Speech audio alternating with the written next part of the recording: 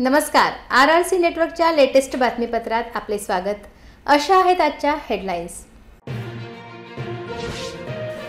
Headlines प्रस्तुत करता the smart electronics mall, MV sales, Kholeshwar road, Akola.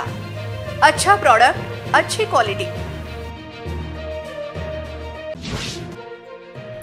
जुने शहरात अल्पवयीन युवतीवर सामूहिक अत्याचार, तिघे युवक झाले फरार, पोलिसांनी सुरू केला शोध।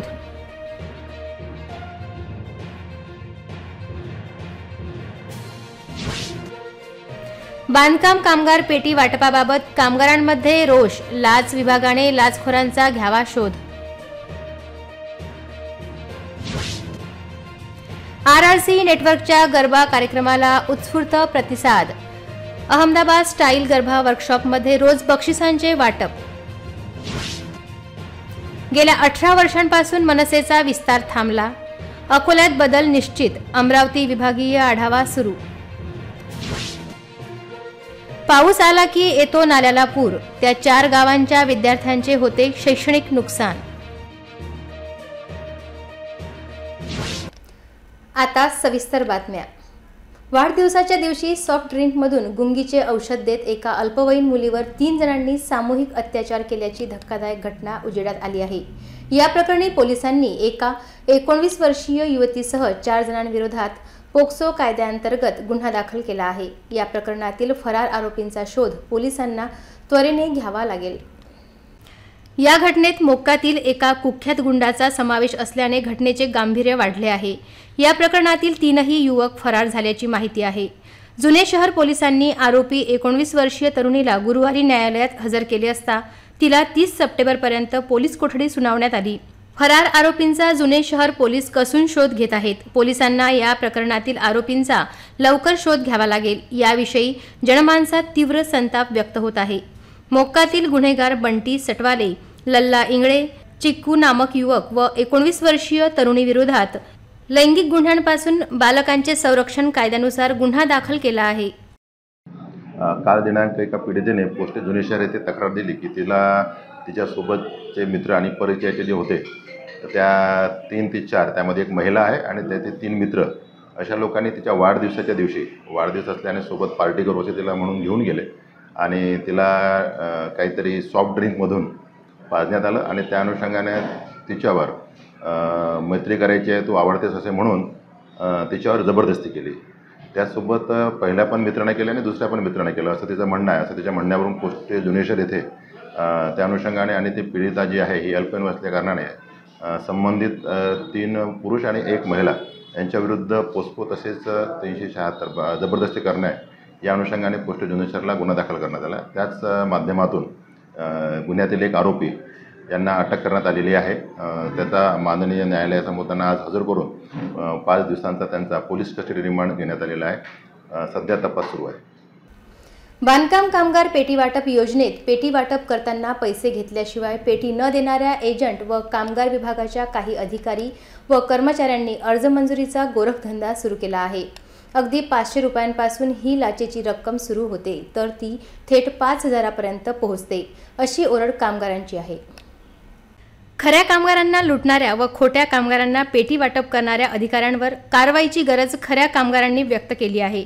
इतकेच नाही तर या कामगारांनी अँटी करप्शन विभागाने स्वयंस्फूर्तीने जाळे लावत लाच घेणाऱ्या व ज्ञात उत्पन्नापेक्षा अधिकची संपत्ती जमा करणाऱ्या लाचखोर अधिकारी व कर्मचाऱ्यांना जाळ्यात ओढावे अशी सुप्त इच्छा बोलून दाखविली।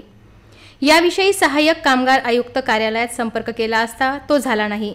कामगारांच्या सर्व समस्यांचा विचार करून महाराष्ट्र इमारत व इतर बांधकाम कामगार कल्याणकारी मंडळाने बांधकाम कामगार पेटी योजना राबविण्याचा निर्णय घेतला। यात बांधकाम कामगार पेटी योजना अंतर्गत कामगारांना दिल्या जाणाऱ्या वस्तूंमध्ये bag, reflector, jacket, safety helmet, 4 कप्प्यांच्या जेवणाचा डब्बा, सेफ्टी बूट, सोलर टॉर्च, सोलर चार्जर, पाण्याची बॉटल, मच्छरदाणी, जाळी, सेफ्टी बूट, हातमोजे, चटई, पेटी इत्यादी गोष्टी दिल्या जातात। पण यात अर्ज मंजुरीसाठी पैसे घेतल्याशिवाय काम होत नसल्याची ओरड कामगारांची आहे। RRC नेटवर्कतर्फे आयोजित अहमदाबाद स्टाईल गरबा वर्कशॉपला महिला आणि युवतींचा मोठा प्रतिसाद लाभत आहे। या उत्कृष्ट गरबा स्टेपचे सादरीकरण करणाऱ्या महिला व युवतींना दररोज आकर्षक पुरस्कार देत त्यांना प्रोत्साहित केले जात आहे। RRC present Ahmedabad style garba वर्कशॉपला महिलांचा उत्स्फूर्त प्रतिसाद दररोज मिळत आहे। वर्कशॉपच्या चौथ्या दिवशी अतिशय उत्स्फूर्तपणे महिला वर्गांनी सुप्रसिद्ध कोरिओग्राफर शुभम नवथाडे यांनी शिकवलेल्या स्टेप्स आत्मसात केल्या असून या महिला व युवतींचा उत्साह वाढवण्यासाठी दररोज गिफ्ट विमल मोटर्स ई-बाईक यांच्यातर्फे आकर्षक पुरस्कार देण्यात येत आहेत। त्यासोबतच मेडिसिन न घेता असाध्य आजारावर उपचार करणारे हेल्थ पार्टनर डॉक्टर सतीश प्रधान यांचे आरोग्य क्रांती न्यूरोथेरपी सेंटर, त्याचबरोबर ट्रॅव्हल पार्टनर मंथन ट्रॅव्हल्स पुणे ते अकोला, अकोला ते पुणे ऑनलाईन तिकिटावर गरबा वर्कशॉप करणाऱ्या महिलांना 15% सूट देण्यात आली आहे। ज्वेलरी पार्टनर आभूषण की नई परिभाषा ईशा ज्वेलर्स, स्पेशल पार्टनर नवरात्रीसाठी उत्कृष्ट कलेक्शन असणारे सेनेडो नवरात्री कलेक्शन यांचा सुद्धा या वर्कशॉपला मोठा हातभार आहे। दररोज 3 बॅचेसमध्ये होत असलेला हा गरबा वर्कशॉप अकोल्यामध्ये सर्वात मोठा आणि भव्य आणि फक्त महिलांसाठी आयोजित असणारा गरबा वर्कशॉप म्हणून एक वेगळं अस्तित्व निर्माण करत आहे। 3 दिवसांचे प्रशिक्षण घेऊन आपण अहमदाबाद स्टाईल गरबा वर्कशॉपच्या स्पर्धेसाठी येऊ शकता। 3 दिवसाच्या प्रशिक्षणासाठी प्रवेश शुल्क 200 रुपये असून आपण सुद्धा या भव्य दिव्य स्पर्धेचा लाभ घेऊ शकता, असे आवाहन संचालिका कल्पनाताई Deshmukh, programme head Pallavi Dongre, choreographer Shubham Navthade यांनी केले आहे। गेल्या 18 वर्षांपासून अकोल्यात मनसे म्हणावा तसा विस्तार न झाल्याने अकोल्यातील कार्यकारिणीला नारळ देण्याची शक्यता वाढली आहे। लवकरच नवी कार्यकारिणी घोषित होईल अशी माहिती मनसेच्या सूत्रांनी दिली आहे। 18 वर्षात संघटना वाढीचा मंदवेग आणि इतर नेते व कार्यकर्त्यांचा अभाव पाहता मनसेच्या अकोला पदाधिकाऱ्यांना नारळ देण्याची तयारी सुरू झाली आहे। तर शहर मनसेची संपूर्ण कार्यकारिणी बदलण्याची तयारी झाली असून लवकरच त्याची घोषणा होण्याची शक्यता आहे। मनसे अध्यक्ष राज ठाकरे यांच्या दौऱ्याच्या वेळी कथित केलेल्या वसुलीचे किस्से वरिष्ठांपर्यंत पोहोचणे आणि 18 वर्षात संघटनेचा न झालेला विस्तार पाहता विद्यमान पदाधिकाऱ्यांना नारळ मिळण्याची शक्यता वाढली आहे। अमरावती येथे झालेल्या पश्चिम विदर्भाच्या बैठकीत याचे संकेत मिळाले असून लवकरच कार्यकारिणी बदल अपेक्षित आहेत। महाराष्ट्र नवनिर्माण पक्षाचे संस्थापक अध्यक्ष तथा नेते राज ठाकरे यांचे सकाळी रेल्वेने अंबानगरीत आगमन झाले। आगमन होताच अमरावती मनसे पदाधिकारी व कार्यकर्त्यांनी त्यांची जंगी स्वागत केले।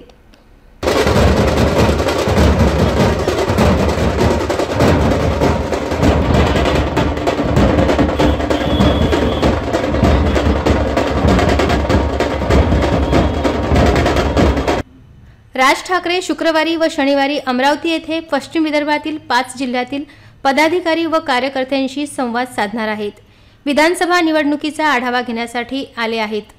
तर शनिवारी पूर्व विदर्भातील 6 जिल्ह्याच्या पदाधिकारी व कार्यकर्ते यांच्याशी संवाद साधून विधानसभा निवडणुकीसंदर्भात आढावा घेणार आहेत। राज ठाकरे यांनी विदर्भाचा दौरा अमरावतीपासून सुरू केला असल्याने 2 दिवसाच्या आलेल्या दौऱ्यात विधानसभा निवडणुकीची पहिली यादी जाहीर करण्याचे राजकीय संकेत मिळाले आहेत। राज ठाकरे अमरावतीत दाखल होताच विदर्भातील पदाधिकारी व कार्यकर्त्यांमध्ये उत्साह निर्माण झाला असून पश्चिम विदर्भातले नेते अमरावतीत दाखल झाले आहेत। यावेळी मनसे नेते राजू उंबरकर, अमरावतीचे मनसे नेते पप्पू पाटील, अचलपूरचे राज पाटील यांच्यासह अनेक नेते उपस्थित होते। त्यांनी राज ठाकरे यांचे स्वागत केले। उद्योग मंत्री उदय सामंत यांनी अमरावती दौऱ्यावर असताना राज ठाकरे यांची सदिच्छा भेट घेतली।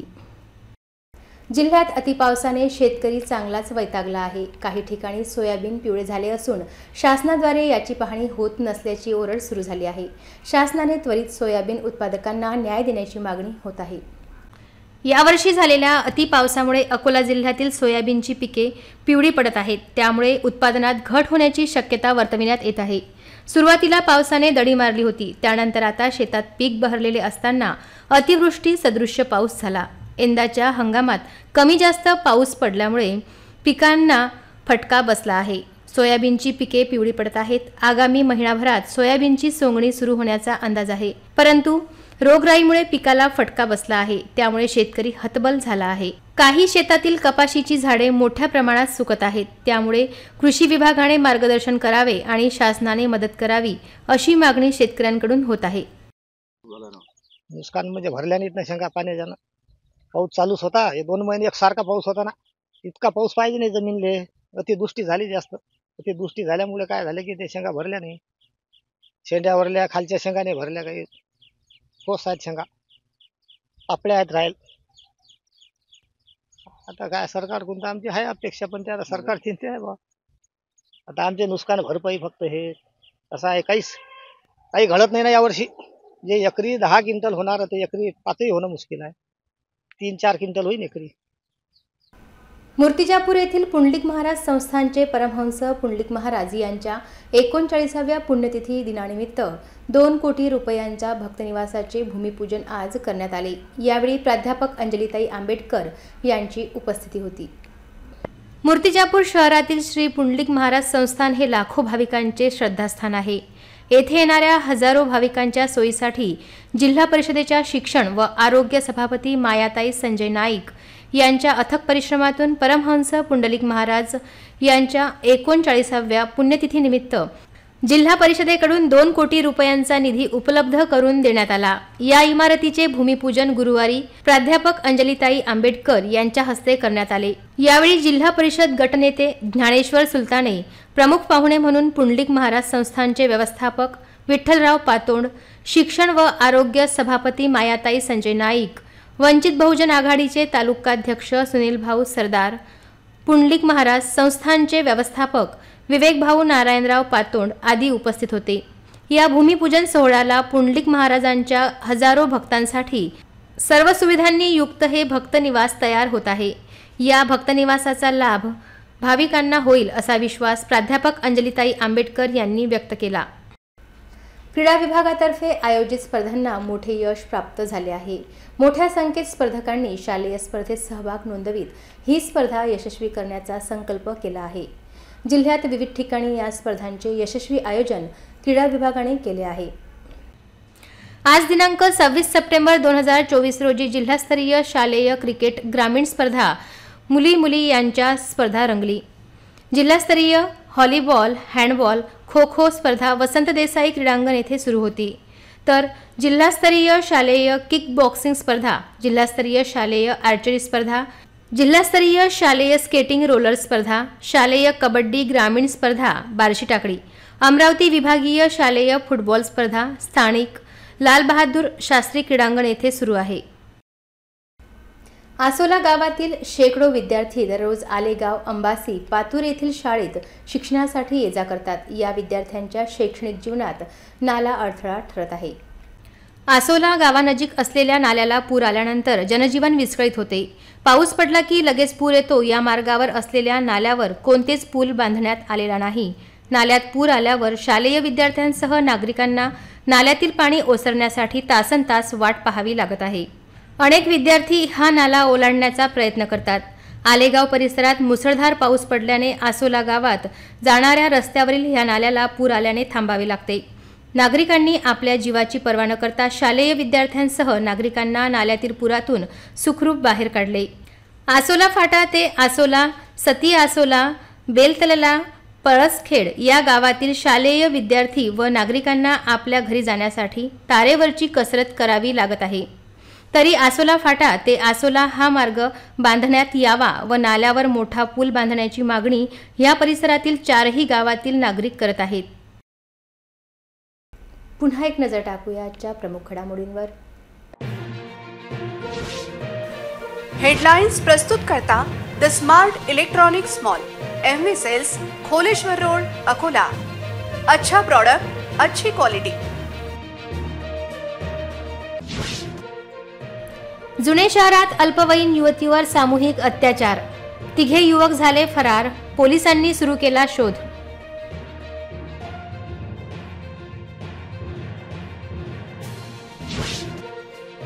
बांधकाम कामगार पेटी वाटपाबाबत कामगारांमध्ये रोष, लाच विभागाने लाचखोरांचा घ्यावा शोध।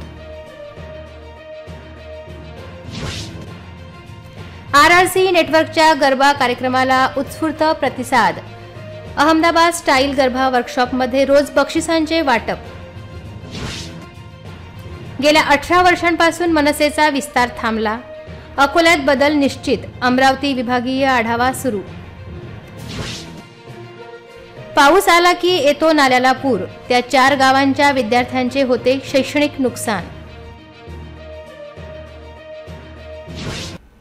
बातम्यांसाठी तुम्ही पाहत रहा RRC न्यूज. 2 लाखांपेक्षा दर्शकांनी RRC डिजिटल अकोला हे यूट्यूब चॅनल सबस्क्राईब केले आहे. तेव्हा तुम्ही कसली वाट पाहत आहात? तुम्ही पण सबस्क्राईब करा आणि बेल आयकॉन क्लिक करत RRCच्या बातम्या निरंतर पहा. पुन्हा भेटूयात लेटेस्ट बातम्यांसह नव्या बातमीपत्रात. तोवर नमस्कार.